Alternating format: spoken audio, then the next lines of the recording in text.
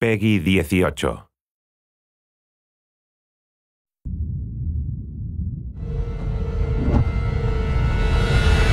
Over the last few months, we've followed the very talented Tomb Raider team through some of the most ambitious and innovative game development the industry has ever seen. In the next few days, they submit the final code for certification. If they pass, game ships on time and everyone gets some much-deserved sleep. If they fail, well, let's not talk about that. I'm Zachary Levi, and these are the final hours of Tomb Raider.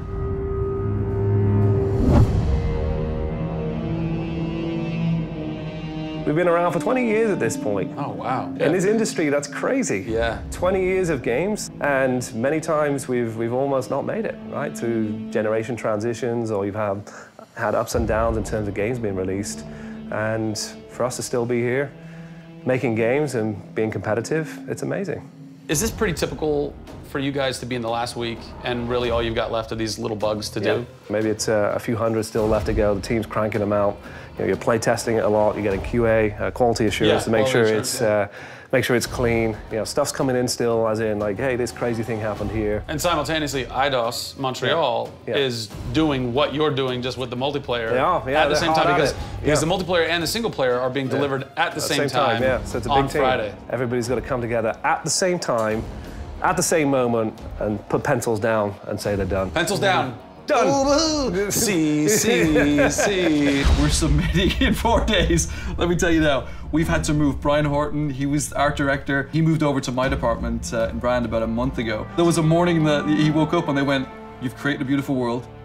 Now step aside." So my job is I'm working with a very talented team in the brand to make sure our screenshots are good, to make sure we have covers for magazines, posters, to make sure we have posters. Right. There's a lot of materials, just like in a film. Yeah. Where when a film's done and in the can, you have to sell it to people. You have to let them know what's cool about it. Yeah. Listen, I'm coming to get you. I'm going to get you out of there. I promise, Sam. What's been great about this over the course of the entire process, you traveling around with us, is that we've been able to bring you the final hours of each of the pieces. Yeah. We've spent probably the last 6 months watching how the music's come to an end and the voice acting has to be done. So each of our episodes up until now has really shown a side of the final hours of that particular person's role in the game. And now everything's come to a head where we're submitting the game this week. The guys are tirelessly working. You know, the guys have literally, at some cases, slept in the studio. Okay, so launch day, let's say you were at March 5th now. Where are you? What are you doing? I'm probably in bed trying to get 12 hours sleep. Because more than likely I would have been at some midnight opening the night before up till very late celebrating. So I'm probably at this time of the day, I'm probably in bed. I think a lot of us won't even know what to do with ourselves. You get so heads down in something, and it's been a part of our lives for years now. And you sort of get to that point where waking up in the morning, you're thinking about the game, and going to bed at night, you're thinking about the game. I'll try to sneak a little time here over the holidays, but then, you know, wait till the dust settles and we really get this in the hands of the consumers before I can really relax, I think.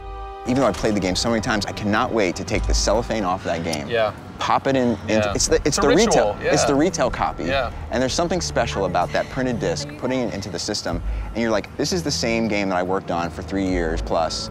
And everyone else can have the same experience that I'm going to have right now. Yeah.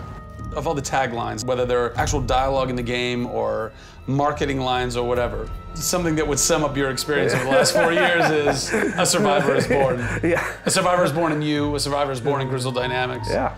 We just wanted to be known as doing top-tier work. There's games I look at and say, I wish I worked on that game. Yeah. Right? Yeah. And I wanted Crystal to be that. And I think that with this one, we're going to do it. Yeah, anybody can make an explosion look beautiful and make a world look phenomenal, but we now move into a period of time where it's about having a connection with something which is much deeper than just saying, I have a controller in my hand and I'm guiding a character around and fighting or solving puzzles. There's a depth in the story that we're trying to tell, which hopefully for us is going to be able to set that structure for the future. Hopefully we've taken the risk and we've been shouting so loud about this that we're actually carving what should be done.